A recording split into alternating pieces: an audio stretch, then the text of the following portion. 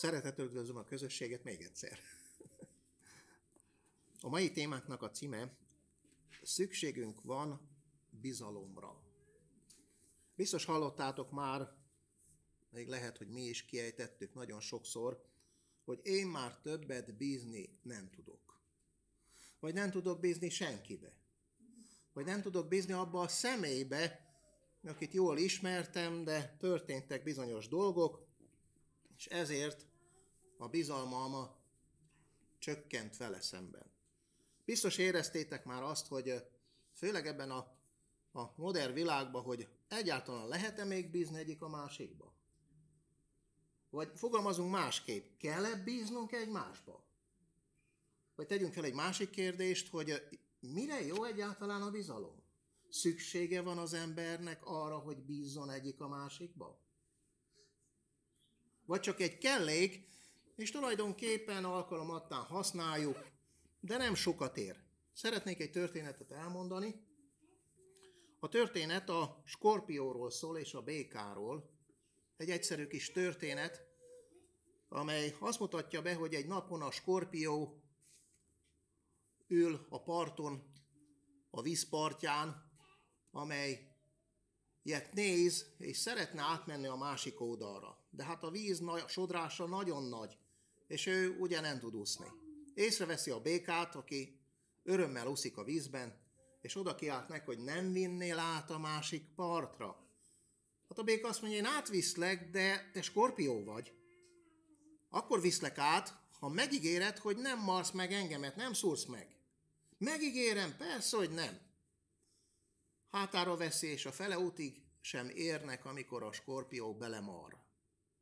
És a béka megfordul felé, és azt mondja, de hát nem megígérted, hogy nem marsz meg.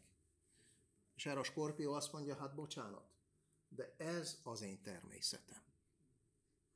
Drága testvérek, vajon a bizalom minden értelemben érvényes? Észtelenül kell bízzunk bárkibe, bármibe? Amikor a tudatunk megmond valamit, és tudjuk, hogy az egy olyan helyzet, amikor nem tudsz bízni, mert bizonyos körülmények azt mutatják, hogy veszélyes, én akkor is értelmetlenül, érzelemre alapozva csak bízzak. Ezeket a kérdéseket próbáljuk majd megválaszolni most a témánkban, és észre fogjuk azt venni, hogy tudjátok meg, én már az elején elmondom, hogy a bizalomra az embernek szüksége van. Szüksége van egészségileg is. Szükséges egy egészséges kapcsolatra, egy közösségbe, egy munkahelybe. És annak ellenére, hogy annyi negatívak vannak, amelyek valahogy ki akarják tépni a bizalmat az emberi életből, hogy ne legyen, hogy ne bízzon, annak ellenére a Szentírás táplálja azt, hogy igenis, van egészséges bizalom. Van értelmes bizalom, és használnunk kell, és élnünk kell vele. A bizalom együtt jár a hittel, fogjuk látni most ebben a történetben, amit a Lukács evangélium a 8. fejezetében találhatunk meg. Egy jól ismert történet. Lukács evangélium a 8. fejezetét nyissuk föl, és ott a történet a 40-től a 48. terjedő versekben található meg.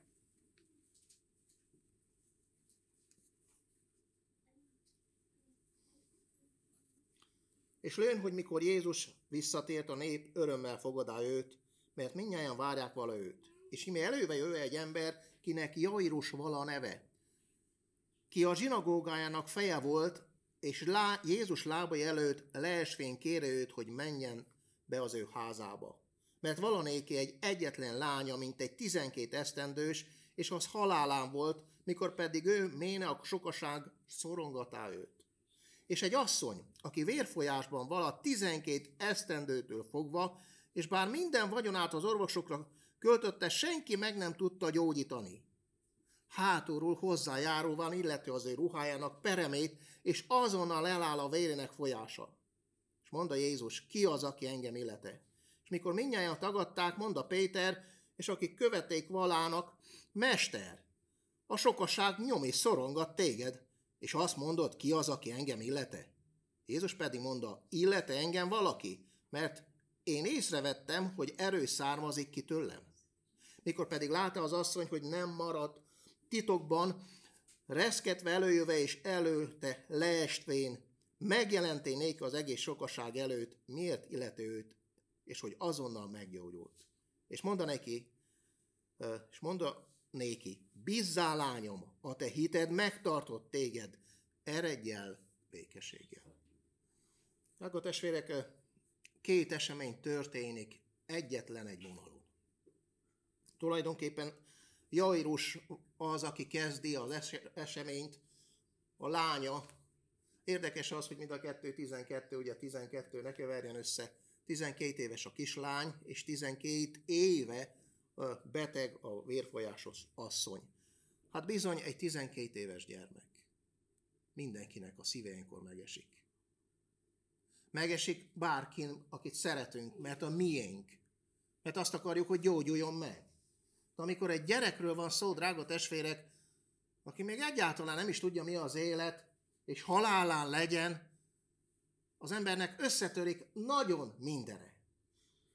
Ki volt ez a Jairus tulajdonképpen? Azt olvassuk, hogy a zsinagógának a feje volt. Hát nem voltak jó kapcsolatban Jézussal a zsinagógák fejei.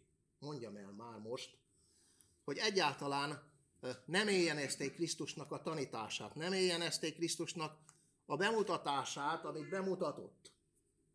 Mégis, tudjátok, amikor az ember oda jut, hogy szeret nagyon valakit, és mindent megtenne érte. Akkor, amikor akit szeretsz, látod, hogy ott van előtted, én édesapámra gondolok. Édesapámat én nagyon szerettem, és amikor ugye kijött a diagnóztika, hogy már csak 2 hónapja van hátra, és mehetek akárhova, mert ez meg fog történni, hát én ezt mégse hittem el. Megpróbáltam mindent, és mindenhova telefonálgattam, és mindenhova elvittem, mi végül megmondták ugyanazt az eredményt, amit hallottam már előzőleg. De az ember mindent kész megtenni azért, akit szeret. És Jairus kész volt lemondani még arról is, ami neki olyan fontos volt, hogy a zsinagóga fő feje volt.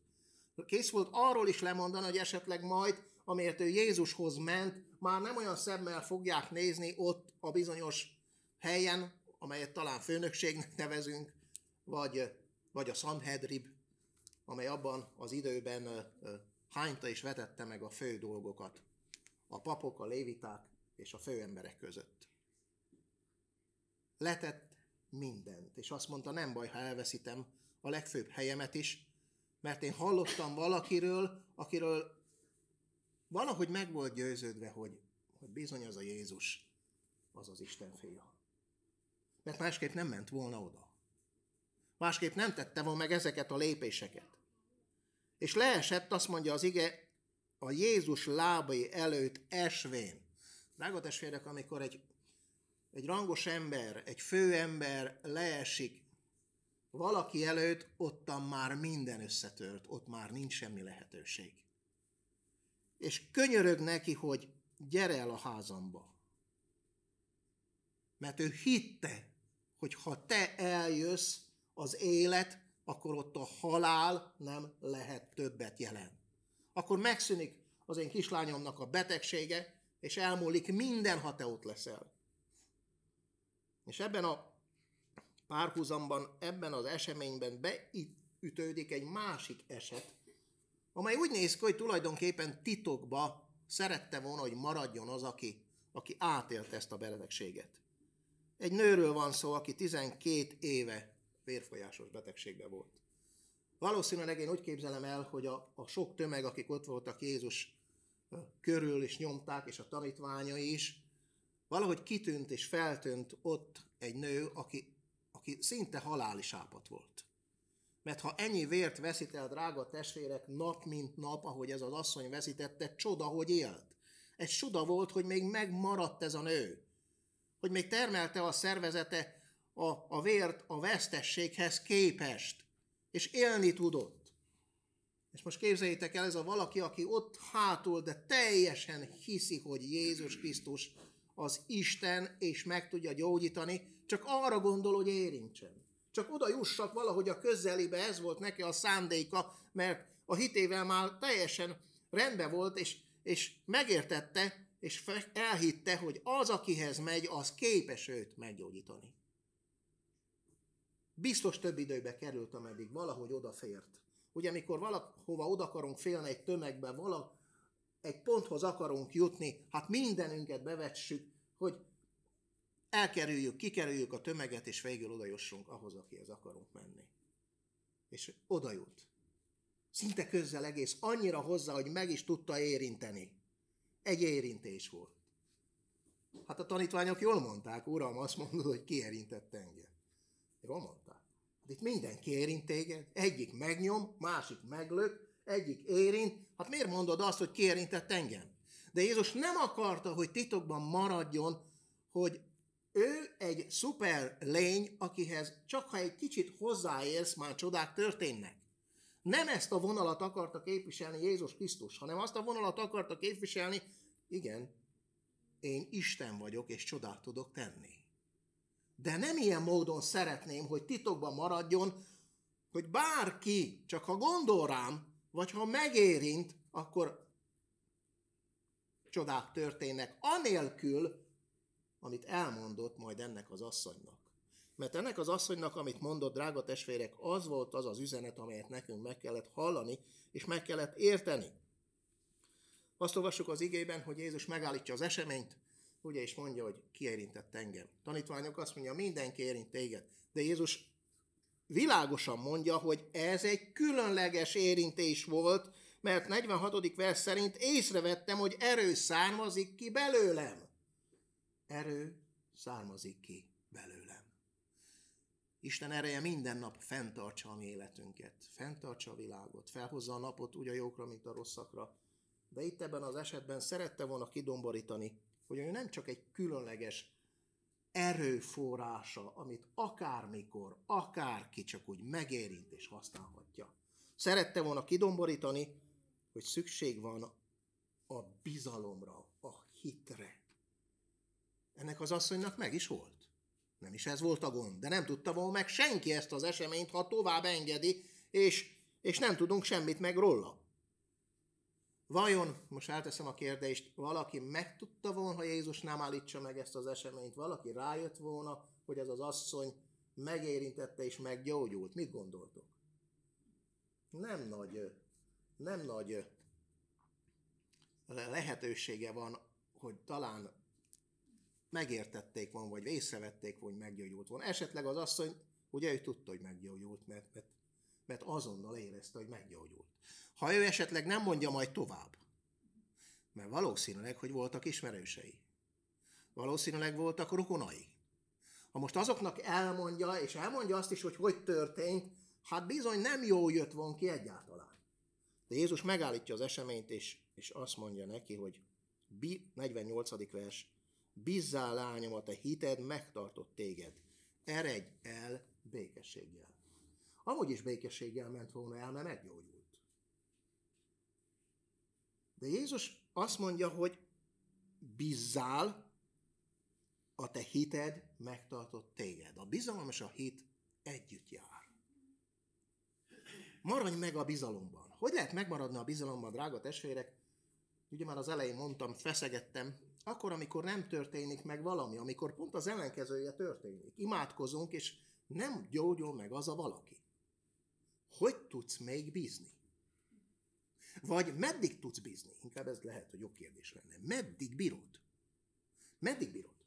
Ez az asszony 12 éven keresztül beteg volt. Minden nap arra gondolt, hogy egy napon szeretnék meggyógyulni. Minden nap gondolt a betegségére, mert a betegség az, aki átéli. Tudjátok, hogy még egy egyszerű betegség is, még egy nátha is, hát nem tudunk rá nem gondolni. Mert zavar. Mert azon van az agyad mindig, hogy bajod van, hogy nem jó érzed magad. 12 éven keresztül volt-e még bizalma ennek a nőnek? És Jézus azt tanácsolja neki, hogy bízzál, evel kezdi. Bízzál, leányom. Talán az asszony ugye, mert nem válaszolt vissza egyáltalán. hisz már meg volt gyógyulva. Nem akkor gyógyult meg, nem másodjára gyógyítottam, meggyógyult, mikor hozzáért. Neki megvolt a bizalma és a hite már. Mégis Jézus azt mondja neki, hogy jól tetted, hogy bíztál. 12 éven keresztül te a bizalmadat nem veszítetted el, holott logikailag akármelyik ember talán feladta volna, és azt mondta volna, hogy itt már nincs remény, hanem bárcsak jönne a halál közelebb, mert sokszor ugye szoktuk mondani, hogy már nem bírom tovább. Már nem bírom a szenvedést, a betegségnek a szenvedését. És Jézus ebben a történetben azt magyarázza nekünk, hogy a bizalom minden egyes helyzetben nagyon fontos, sőt, az egészségünket is fel tudja gyógyítani. Egy jókedélyű, ugye mondja a Szentírás, egy jókedélyű elme sokkal jobban segít még a gyógyulásunkban is, testvérek. Nem csak a fizikai, hanem a lelki gyógyulásunkban is. Egy vidám gondolkozás. Ugye vannak olyan betegségek, amelyről megállapított tény, hogy ha jó a kedélyed, akkor gyógyulhatsz 30-40%-ban. És én meg vagyok győződve, hogy ettől még sokkal több. A Jóisten ezeket a hit, vagy bizalmi dolgokat nem csak vallásilag, ahogy sok ember próbálja azt ugye beskatujázni, hogy betesszük egy dobozba, amire rá van írva, hogy vallás. És mivel én nem vagyok vallásos, nem érdekel. Se a hit, se a bizalom, ez nem az én dolgom, ez a hívők dolga. Ez nem igaz, drága testvérek. A Biblia kinek iratott? A hívőknek? A Biblia az egész világnak iratott. A törvény nem nekem iratott, mert én hívő vagyok, valamikor nem voltam. Mindenkinek iratott a Szentírás, mindenkinek aratott a 10 parancsolat, mindenkiért meghalt Jézus Krisztus. Úgy szerette Isten a hívőket? A világot úgy szerette, hogy az ő egyszülött fiát adta. Mindenkinek az egészségére szolgál az, akár hívő lelkű, akár nem, ha bízni tud. Egy párkapcsolatot csak próbálom illusztrálni. Egy párkapcsolatban vagy, és ott van a feled, aki talán az bizonyítja, és én itt talán is húztam ezt a kis gondolatot, hogyan lehet egy személybe bízni, aki bizalmat ébreszt első látásra, ugye? Biztos találtatok már olyan embereket, akiknek az arcmimikája, a szeme boldog, örömteljes, oda megy, bizalmat kelt benned. És utána jön a hatalmas csalódás, mert általában ezért nem akarjuk a bizalmat, mert jön a csalódás. Ezt megteszi, azután pedig egy másik oldalról, egy másik eseményben, talán azért, mert befolyásolva van valakitől, vagy azért, mert magában nem biztos, minden esetre, hogy másat szól, másat tesz, mint akkor legelőször. És ilyenkor jön az, hogy összetörünk. Én többet benned nem tudok bízni. És úgy dolgozzák fel az emberek, hogy már nem akar senkibe se bízni. Nagyon rossz gondolkozás. Mert az, hogy én csalódtam egy nap az egyikbe, ugyanúgy fogok a másikba nem csalódni. Csak menj tovább. Mert nem mindenki egyszerre ébreszt bizalmatlanságot. Nem mindenki egyszerre csap be téged a világon, csak mi látjuk és beskatujázzuk a szürke állományunkba, a gondolkozásunkban, mivel avval az egyel. És most talán azt mondom így csak kicsibe. 100 ember van, akivel naponta találkozol. Egy közülük téged nagyon megsértett, vagy becsapott, vagy elveszítetted iránta a bizalmadat. Miért nem mész tovább? Még ott van 99 lehetőség. Miért nem mész tovább? Ez a mi gondunk. Betesszük egy dobozba azt a kis tapasztalatunkat, csak azt nézzük, engem az megbántott, engem az, ugye a gyülekezetben is szoktuk, közösségben is, engem nem szeret senki. Szoktam hallani, engem nem szeret senki. Miért nem szeret téged senki? És akkor elmondja nagy nehezen, hogy egy testvérnő vagy egy testvér hogy bánt vele. Na jó, de az a valaki, az a minden neked? Hát a gyülekezetben még egy csomóan vannak. Na jó, de azt csinálta. Én értem, hogy azt csináltad, de miért nem nézed a többieket? Miért nézed csak azt? Talán rossz napja volt, talán nem volt jó kedve, talán vétkezett veled szembe. Ki tudja, mi történt, amiért úgy nézett rád és megsértett, de te ne avval foglalkozzál, hanem lépjél túl egyetlen egy pici lépéssel, és menj a következőhöz. Mert az merőben már másat fog neked mutatni. Ne akadjatok le egyetlen egy dolgon. Én tudom, hogy ez könnyű elmondani, és nehezen megcsinálni. Mégis fel kell írjátok, hogy lehetséges. Lehetséges túlmenni ezen. Sőt, túl kell menni ezen.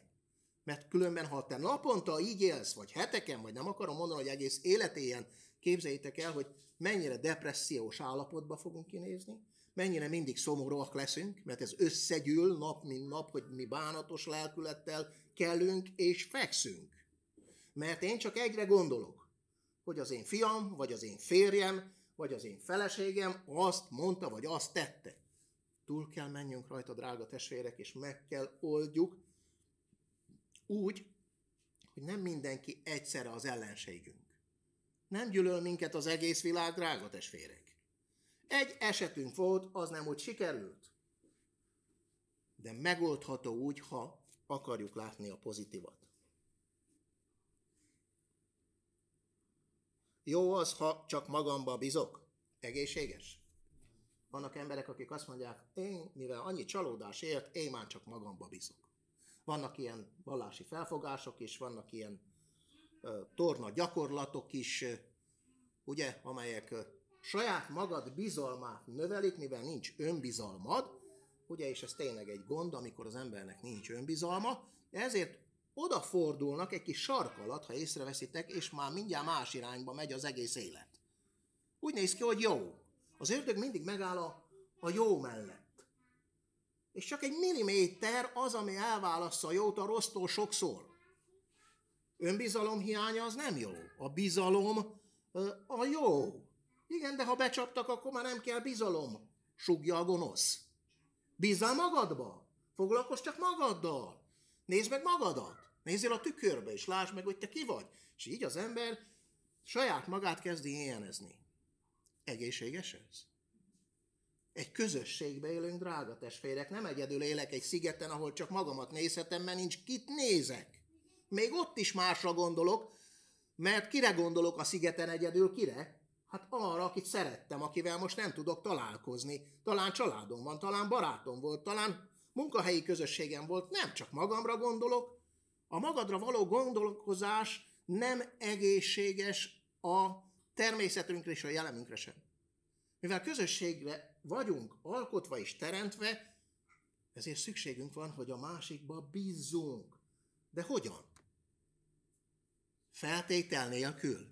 Akár mi van, én mindig hiszek benned. Nem, drága testvérek, hanem értelmes bizalomról beszélek itt. Értelmes bizalom, amely nem az érzelmek alapján működik. Jaj, most mosolygott rám a kedves rokonom, akkor nagyon szebb. De holnap nem fog már mosolyogni, mert lehet, hogy éppenséggel ki tudja. Elrontotta a gyomrát, vagy mérgesen kelt, vagy valami rossz hírt hallott, és te akkor léptél be, és ő olyan rosszul néz rád, hogy szoktuk mondani ferdeszemekkel, hogy én megsértődtem. Még lehet, hogy olyat is mond, hogy sértő. Elrontotta a napomat, szokták mondani. Én már bízni nem tudok senkibe, ez a napom nem jó. Drága testvérek, nem helyes az a gondolkozás, amely egy személy miatt hagyja, hogy elromoljon az a napja. Az a személyt, aki engem megbántott, én azért imádkozok magamban, és azt mondom, Istenem, bocsáss meg neki. De túlmegyek ezen. Amikor magamat őrölöm, és önsajnálatba esek, akkor milyen jellemet képviselek? Kérdem én. Amikor szinte magamon tudok sírni, engem úgy megbántottak, és órákon keresztül ezen silok. Kit táplálok ilyenkor? És mit? Hát mi pont az én ellen küzdünk. Erre tanít a Szentírás. Az én, amely nagyon egy ferde gondolkozást éltet a világba, amely a bűnt is élteti, és ez bennünk van, ezzel születtünk. Azért küzdünk, hogy átvegyük a Krisztus énjét, amely arra tanít, hogy még az ellenségedet is szeresd, amely arra tanít, hogy ne sértődj meg, arra tanít, hogy ne háborodj fel azért, mert szóltak egy negatív szót, és akkor én magamon kezdek sírni. Minden egyes perc, amely önsajnálattal töltődik el, növeli az énedet naponta több kilóra.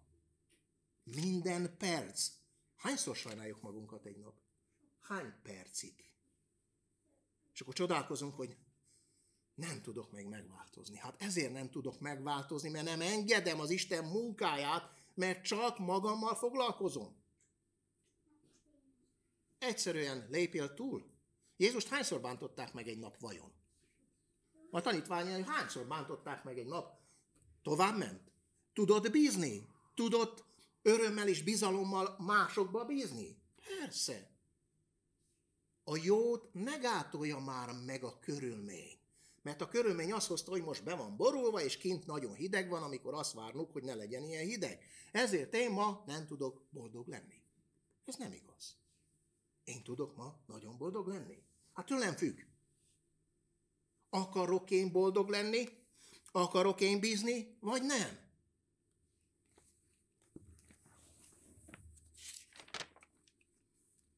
Értelmes bizalom. Vannak, akik értelmileg észreveszik, hogy mi van a világban, és azt mondják, hogy nem találok semmi értelmet abban, hogy a bizalmat éltessem.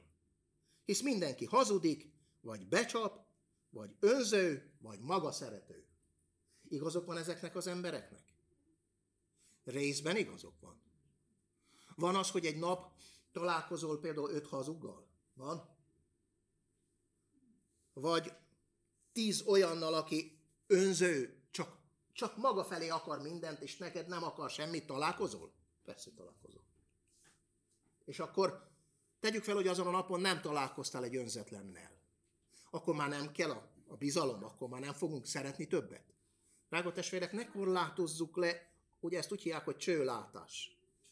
Csak egyet nézek, avval foglalkozok, az, ha nem úgy tesz, nem 1-2 esetben találkoztam olyanokkal, hogy a csőlátás miatt megbetegedett. Semmiképpen nem tudtam kiszedni.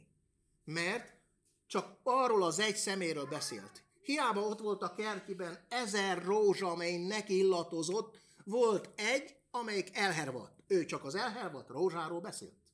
De az elhervadt. Jó, de ott az 1000 más. De az elhervadt.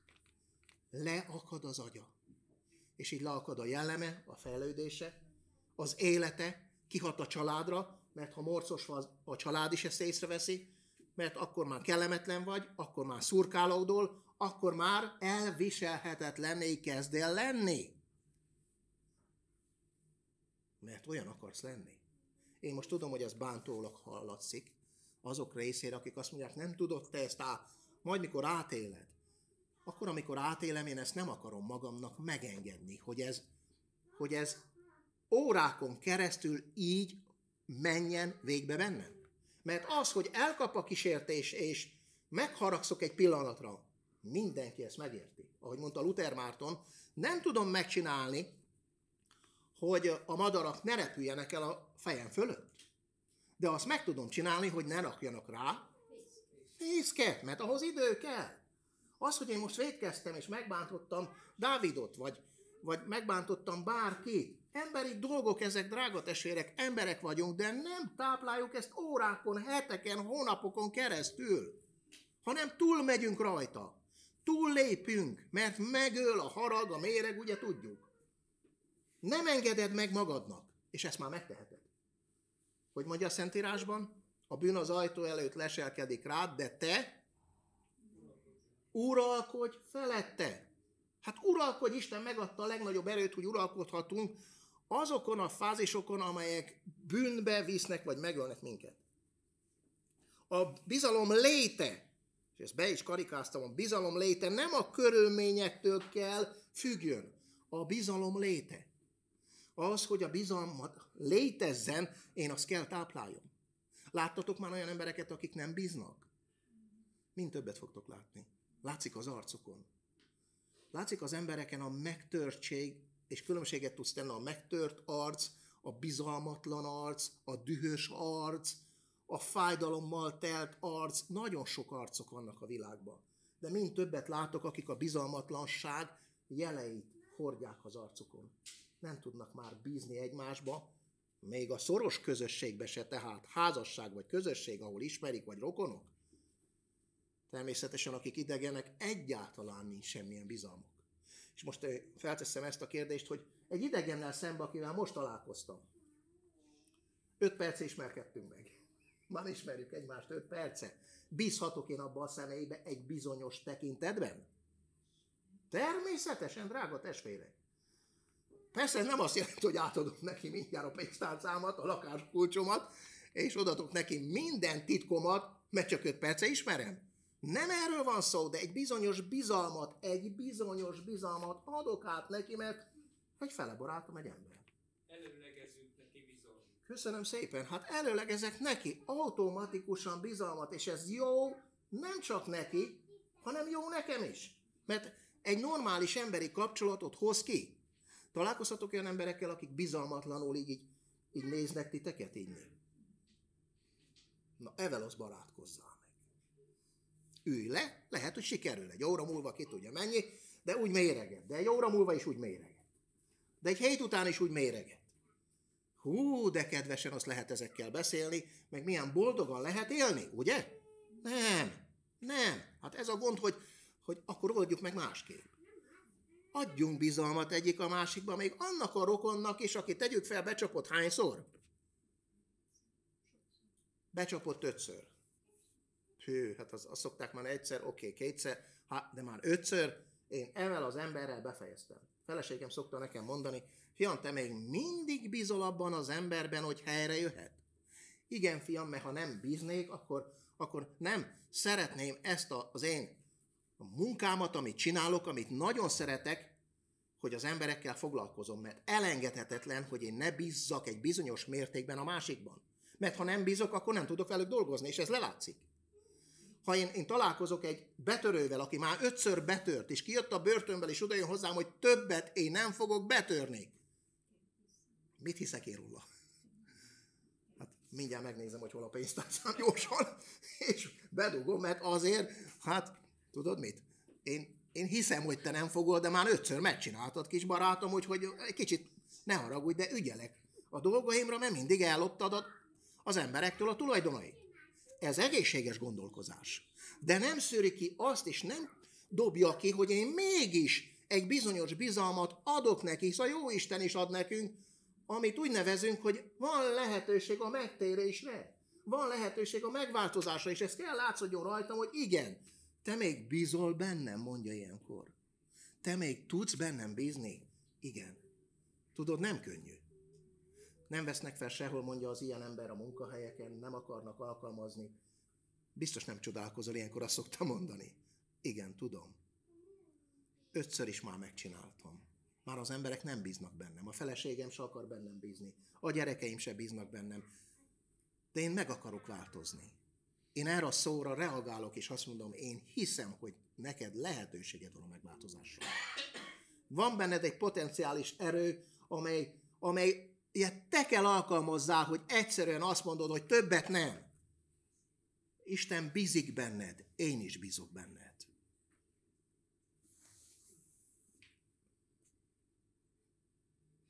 Tudatos bizalomra van szükségünk. Mi az a tudatos bizalom? Hát nagyon sokszor úgy érezzük, hogy a másikban nem tudsz már bízni. Házasságokban tapasztaltam ezt, én már benne nem tudok bízni. Megcsalt. Nem tudok benne bízni. Tényleg nagy dolog. A bizalmat el lehet veszíteni, és vissza lehet nyerni is. Ne felejtsétek el.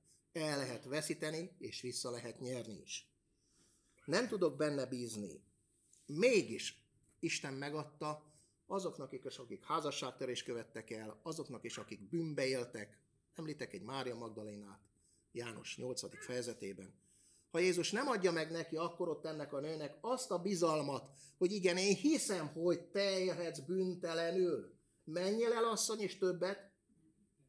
És az asszony elment, és soha többet nem vétkezett. Ugye Mária Magdalénáról van szó.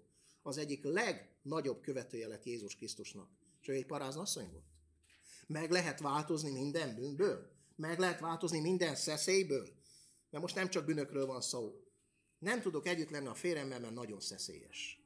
Nem tudok együtt lenni a feleségemmel, mert állandóan karatyol, vagy tudom én, idegesítő. Meg lehet változni ezekből a dolgokból? Leülök és megbeszélem. Drágám, mi idegesít annyira? Hát ez. Na és itt el kell ismerni. Hát tényleg egy kicsit, hát ilyen vagyok. Segíts nekem, fiam. Fogjunk össze, és segítsünk egymásnak. Vagy te ilyen vagy, és én többet veled nem tudok tárgyalni. Így megsértem az én lelkemet, és az övét is, szétválunk, bizalmatlanok leszünk. Mit érünk el vele? Rombolást. Példabeszédek 26. fejezet 25. versét, ha valaki megkeresné, és szívesen venném, hogy olvassa föl, egy jó gondolatot találunk benne. Példabeszédek 26. fejezet 25. verse.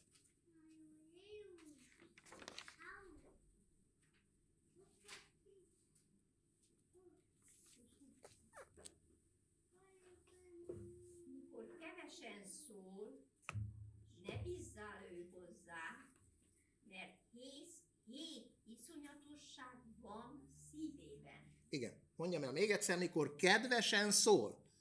Hát emlékszek édesanyámra, ugye édesanyám azt szokta mondani, hogy fiam, nagyon kedvesen beszélt vele. Ez egy nagyon rendes ember. Ugye? Hát a betörő, amikor kiadja magát másnak, hogy szokott beszélni? Nagyon kedvesen. Miért? Fogad be. Hát a csúnyán beszél, ki fogadja be? Kedvesen kell beszélni. Szentírás azt mondja, amikor kedvesen szól, hét iszonyat van benne. Mire figyelmeztet a Szentírás? Hogy vigyázz, nem mindenkor kell csak úgy árasztani a bizalmat. De ez nem azt jelenti, hogy akkor elvetem és többet nem alkalmazom.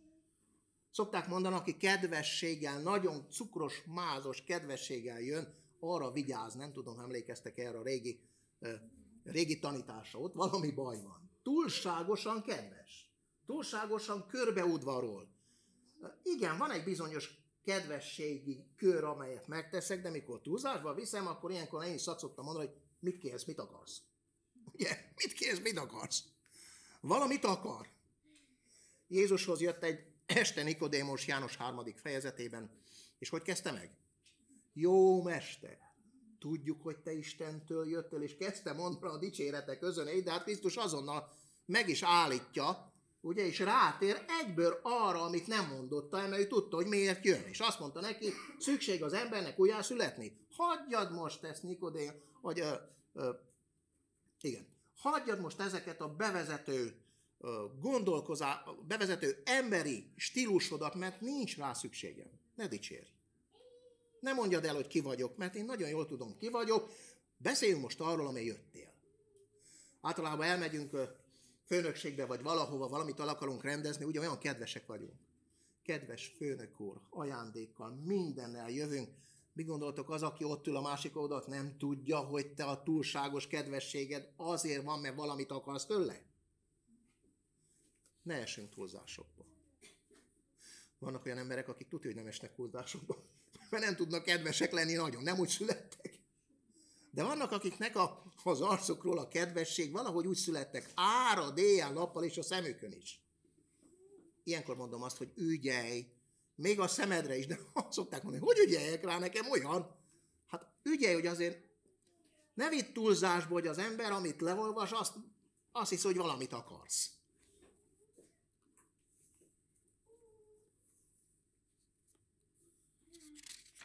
Még egy gondolat. A példabeszédek 26. fejezetét, 25-öt ugye elolvastuk. Szentírás itt bemutat két dolgot. Bemutatja, hogy kedvesség, ami jó, mert más helyen azt mondja, hogy jó a kedvesség. Bemutatja azt, hogy a kedvesség mögött lehet valami. De most ne játszodjuk el minden alkalomkor a gyanúsított ugye nyomozót. Vajon most, amilyen mosolygott most az egyik testvér, akkor biztos akar valamit. Nem akar semmit, csak egyszerűen mosolygott. Ne vigyük túlzásba. És az egészséges gondolkozást, a Szentírást adja meg nekünk. Istennek a szava kiegyensúlyozottá tesz, hogy ne essünk mindig szélsőségekbe. Ugye egy valakiről van szó, aki állandóan fiatal létére azt mondta, hogy nézd meg, megyek a buszon, megyek bárhol, és ezek engem figyelnek, és engem néznek, és belém akarnak kötni. És néztem, hogy ki az, aki most téged figyel. Hát az nem látod, de hát az nem is odafigyel. Nem, egy pillanatra oda nézett rám. Az nem rád nézett. Fantasztikus. Hazamentem, és azt mondtam, nem igaz. Ez azt hiszi, hogy mindig őtet nézik. Nem nézi senki. Úgy gondolta. Ki kell gyógyulnia ebből a beteges gondolkozásból. Értelmes bizalom. Hiszem, hogy megváltozhat. Ha akar. Értelmes bizalom, hiszem, hogy megváltozhat, ha akar. Mindig ott kell legyen az alapul azt, hogy én hiszem, hogy valaki megváltozhat. És még egy történetet szeretnék. A Márk evangélium a 10. fejezet, ez is jól ismert történet. A vak Bartimeust mutatja meg. 10. fejezet, Márk evangélium. 46. versben van ez a történet, 46. verstől. Hát ugye vak Bartimeust mindenki tudja, miről ki volt. Ő tulajdonképpen az úton koldult, azt olvassuk a 46. vers utolsó bekezdésében. Ott az úton üle és koldula, mert ő vak volt. És amikor meghallá, hogy ez a názáreti Jézus, kezde kiáltani, mondván, Jézus, Dávidnak fia, könyörülj rajtam. És sokan fedik vala őt, hogy hallgasson. De ő annál jobban kiáltja vala, Dávidnak fia, könyörülj rajtam. Akkor Jézus megállván mondá, hogy hívják őt elő, és előhívják vala a vakot, mondván néki, bízzál, kelj föl, hív téged. Hát az emberek nagyon érdekesek. Azt olvassuk a 48. versben, hogy a tömeg az egyik része azt mondja, hallgass. Hallgass, már nem mindig kiáltsad a nevét. Utána, amikor Jézus hívja, mert Jézus hívja, a tömegből ugyanazok egyesek azt mondják, gyere, és bízzál, mert hív. Most már azt mondja, hogy gyere. Azelőtt azt mondták, hallgass. Milyen az ember? És talán ezért van az, hogy sokszor a bizalmunk meginok sok emberbe, mert nem komolyak. Mert szoktuk mondani, olyan, mint az időjárás. Mert alkalmazkodik bizonyos helyzethez úgy, hogy az nekem fáj, mert úgy tűnik ki, hogy nem engem akar, hanem érdeke van, önző érdeke van. Azért, mert Jézus azt mondta, hogy gyere, azért kell én szelessek valakit, mert Jézus kicsoda? Az Isten fia, hatalmas valaki. Most vegyük a környezetet, vegyük a munkahelyünket. Jön a főnök, és azt mondja, hogy X és X jöjjön be az irodámba. Erre oda mennek jó páran, és azt mondják, menjél be, nézd meg, mit akar, biztos fizetésemelést, vagy ki akar téged emel, már mindjárt szeretik jobban. De ha a főnök nem néz rá, a többiek, hagyjál békén, nem is foglalkozok vele. Azért kell én valakire ránézek, mert egy főnök ránézett. Gyülekezetben is megtörténhet ez. Kezet fogott vele az a testvér. Hát akkor én is megyek, mert ha az a testvér kezet fogott vele, akkor... De addig rá sem néztem. Hát én nem tudom eldönteni, hogy avval a testvérrel kell beszélni, vagy nem kell beszélni. Egy valaki kell engem beindítson, hogy én bízzak, és a bizalom felébredjen a másikban. Biztos, hogyha ilyeket látol, akkor meggondolod kétszer is, hogy most bízzak abba, vagy ne bízzak. Hát én is meggondolom. Mégis bízok benne. Mibe bízok? Hogy megváltozhat. Hogy lehet más. Tehát nem abba bízok, hogy az, ahogy van, jó, hanem ahogy van alkalmam, szépen, szeretettel előhívom, és megbeszélem azt, hogy ez az élet, ahogy te élsz, ez egy képmutató élet. Egyszer azt mondod, hogy szeretsz, egyszer azt mondod, nem szeretsz. Ahogy a szél fúj, ahogy az emberek, ez nem bizalom gerjesztő, mert utána kérded, hogy miért nem tudunk barátok lenni. Hát ezért nem tudunk barátok lenni, mert nem tudok benned bízni. Ha nincs meg az a kapcsolat, amely a barátságnak a kötelei lennének irányunkba. Minden esetre oda megy, és találkozik Jézussal. Az 50. vers úgy folytatja, és az 51, hogy ledobta az ő régi koldus suháját. És egy vágya volt neki, amikor Jézus megkérdezte tőle, hogy mit akarsz, hogy cselekedjem veled. Ma is megkérdez tőlünk, hogy mit akarsz, hogy cselekedjen veled. Mert sokszor az, amit kérünk, nem azt akarjuk. Nem tudom, ha elkapjátok egyszer magatokat még az imaházba is, hogy nagy áhítatosan fohászkodunk, és kérünk, Uram, kérlek, hogy gyógyítsd meg, vagy tedd meg azt. És az Úr, amikor odáll, és komolyan azt mondja, hogy ezt komolyan gondolod, és megméri ezt a komolyságunkat, hát bizony sokszor csak egy szó volt. Én szoktam mondani, nagyon sokszor hajlamosak vagyunk nagy szavakat mondani, felfújt szavakat, amiknek a tartalma nem egyezik meg a mi értelmünkkel. Nem úgy hisszük. Csak mondunk egy nagyot. Áld meg, jó Istenünk, azt az embert, áld meg! Ha megáldanám mondjuk 100 000 euróval, azt mondanám, hogy na nem úgy gondoltam, hagyja nekem is. De most mondtad, hogy áld meg. Hát azt mondtad, áld meg. Utána már ne áld meg. Most akkor mit akarsz? Nagyon sokszor nem tudjuk, hogy mit akarunk. Vagyis bizonyos tekintetben tudjuk. De a Jóisten azt szeretné, hogy megegyezzen a mi szavunk, ezért mondta ő, hogy szabad legyen, igen vagy nem. Tanuljunk meg beszélni. Amikor az Istenhez beszélsz, főleg gondold meg jól, hogy mit kérsz, mert ő meg tudja adni. De azt szerint gondolkozzál te is. Mit akarsz? Jézus nem tudta, hogy mit akar. A vak Bartimeus nem tudta. Hát hogy ne tudta volna? Isten mindent tud. Azért ment direkt arra, hogy találkozzon vele. Mégis megkéri tőle. Mert tőle akarja hallani, az ő szájából. Sokszor szoktunk a másik helyett, ugye, nagy követként eljátszuk a szerepet. Nem tud megszólalni, és akkor gyorsan a másik elkapja a szót, és ezt akarta mondani. Én ilyenkor azt szoktam mondani, maradj csendbe, kérlek szépen, mert nem téged kérdeztelek. Azt kérdeztem, az válaszoljam. Tőle akarom hallani. Jézus megkérdezte tőle, hogy mit akarsz. Talán a mellette lévők lehet, hogy sukták, ott mondták, hát mit akarsz? Hát meg akar gyógyulni, mit akar, látni akar. Miért teszünk fel ilyen kérdést? Nem, Jézus azt mondta, tőled akarom hallani. És mikor ő azt mondta világosan, mester, hogy lássak. Nem azt mondta, hogy hozzá több embereket, akik több pénzt adnak majd nekem. Gyűjtöttem pénzt, de ez a kérésem lenne. Nagyobb befolyást adjál. Nem ezeket kérte, hanem hogy lássak. És Jézus megadja neki, meg komolyan gondolta, amit gondolt. Legelőször a vak Bartimeus, akit megláthatott életében, az ő mestere volt, Jézus Krisztus, aki nem csak fizikailag gyógyíthatta meg, hanem lelkileg is meg tudta gyógyítani a bűnnek mélyéből. Még 2 szöveget olvasok befejezésként, a Zsoltárok 37. fejezetéből jól ismert szövegek, biztos már fületekbe fog csengeni, mert hallottatok róla. 37. fejezet, Zsoltárok könyve, a 3 és az 5. versek. Bízzál az Úrban, és jó cselekedjél le, földön lakozzál, és hűséggel élj. Bízzál az Úrban. Tudjátok, elkövetjük azt a hibát nagyon sokszor, hogy először emberbe bízunk, és csak utána Istenbe. Miért bízunk utána Istenbe jobban? Mert csalatkozunk az emberbe. És akkor megyünk az Istenhez. Ne kövessük el ezt a hibát. Azért mondtam, a bizalom tudatos, értelmes. Tudatosan választottam, hogy én csak Istenbe bízok, mert az soha nem fog becsapni. Soha. És a második, bízok a fele barátomba és az emberekben, azért, mert szükséges ez az egészséges bizalom, amely nem korlátlanul, értelmetlenül adok mindenkibe bizalmat, hanem értelmesen annyira, amennyire szüksége van az embernek, hogy egy jó kapcsolata legyen.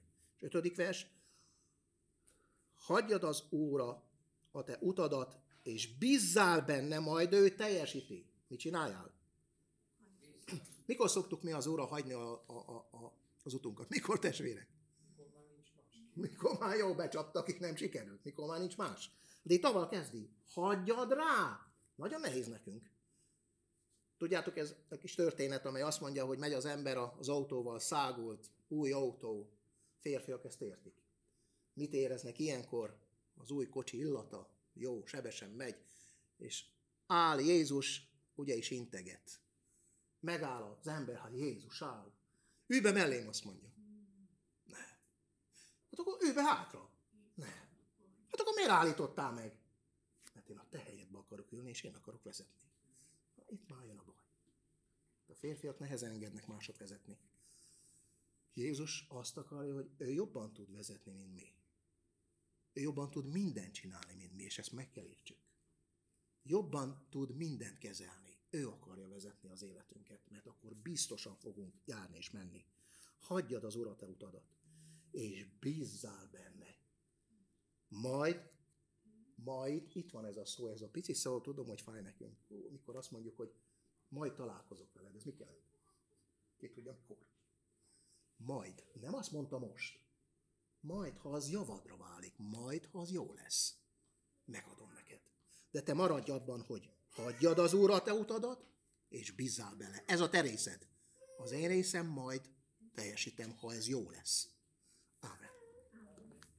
Imádkozzunk. Hálások vagyunk, jó Istenünk, hogy tanítol bennünket a bizalomra. Hálásak vagyunk azért, hogy bizalmat tanúsítottál velünk szemben, és ezáltal megerősítetted bennünk azt az érzést, hogy te a mennyei jó Istenünk, a mennyei Atya, a hatalmas és nagy. Még bizol bennünk, hogy helyre jöhetünk, hogy új emberek lehetünk, hogy megváltozott emberek lehetünk. Hálásak vagyunk a te bizalmadért, amelyet érezhettünk. Segíts, hogy mi is tanúsítsunk embertársainkkal szemben bizalmat, akkor is, amikor talán többet hibáznak. Akkor is érezzék azt, hogy van lehetőség még a megváltozásra. Segíts nekünk, hogy a bizalmat sokszor engedjük meg életünkben, hogy éljen, lobogjon, mert egészségünkre szolgál, mert segíti fejlődésünket. Kérünk, jó Istenünk, áld meg azokat, akik elveszítették bizalmukat, akik úgy érzik, hogy már nincs kibe hinni és bízni. Áld meg azokat, akik csalódáson keresztül menve az életbe úgy látják, hogy nem szereti őket senki. Vigasztald meg őket. Segíts nekik, hogy helyre jöjjön az önbizalmuk. Helyre jöjjönnek a bizalmok embertársaikkal szemben. Áld meg, jó Istenünk, azokat, akik lelkileg betegek, és nem tudnak, vagy nem akarnak helyrejönni. Segíts nekik, és segíts általunk, hogy oly szavakat szóljunk nekik, amely építőek, amely segítenek a változásokban. Ha kell, fedő szavakat szóljunk, de segíts, hogy a szeretettel tudjuk megtenni. Áldásodat kérjük gyülekezetünkre, áldásodat kérjünk családtagjainkra, gyermekeinkre, és kérjük, hogy te vigyázzál ránk a hét minden egyes napjában, és őrizzél minket szent lelked által. Ámen.